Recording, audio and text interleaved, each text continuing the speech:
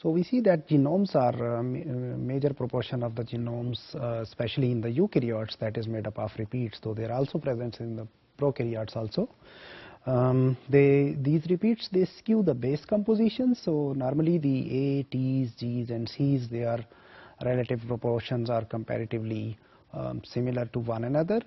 But if there are the repeats present and the repeats are of same types, for example, if we have runs of GCs, then obviously they will change the proportion of different bases.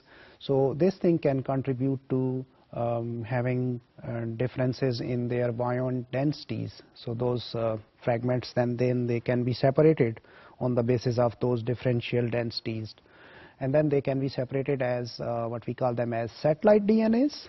Here is an example in which we can see the repeats. So the repeats can be tandem, where they can be array of repeats together, or they can be the interspersed, that is the repeats then separated by normal genome and then repeats. So that pattern is called as interspersed. Satellite DNA may be 1 to several thousand base pairs long, and it can be present as a long, like millions of base pair long region randomly repeated together, and they are present near the centromeres, and they can be classified as mini and micro satellites. Mini satellites are 15 bases long in array of several thousands to several hundred to several thousand kb, typically present in the euchromatin region. The example is VNTR mini satellites. So they are used in forensics. So here we can have different repeat patterns. In the individual one, we have those GC repeats. So there are runs of GCs together. And then obviously the organisms are diploid, that is they are having 2 chromosomes from their different parents. So the same allele A2 that has 2 of those repeats down here.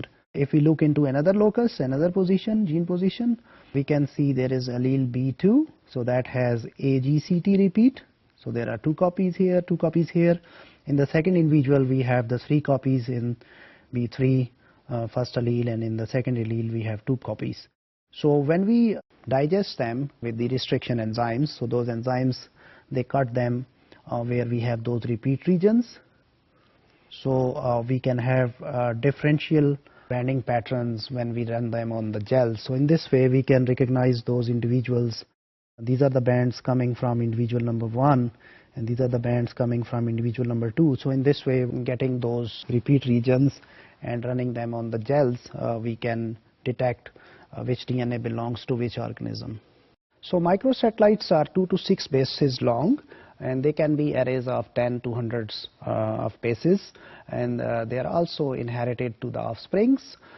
Mainly they are used as, just like as we have seen in the previous example, they are also used as genetic markers, and they are found in telomeres. One of the example is this 6 nucleotide segment TTAGGGG,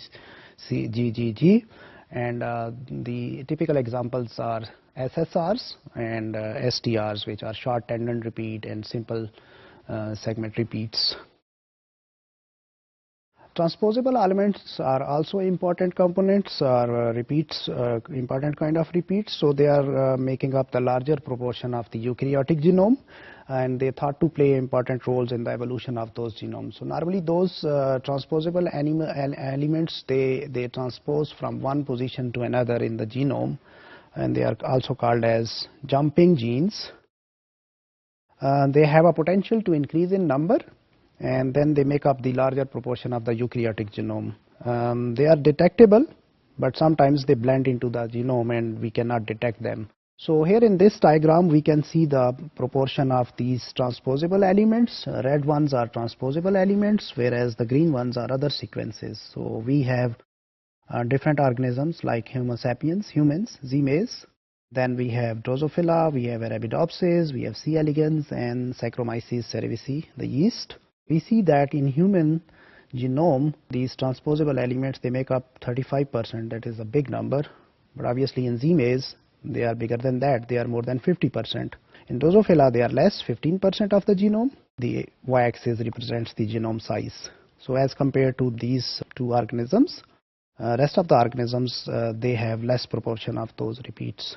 So mainly In human and Z-maize, they are present as a major proportion. So large proportion of eukaryotic genome is made up of repeats, and different repeats, they act as different markers, so with which we can identify those organisms, and they can also be used to study the evolution of organisms.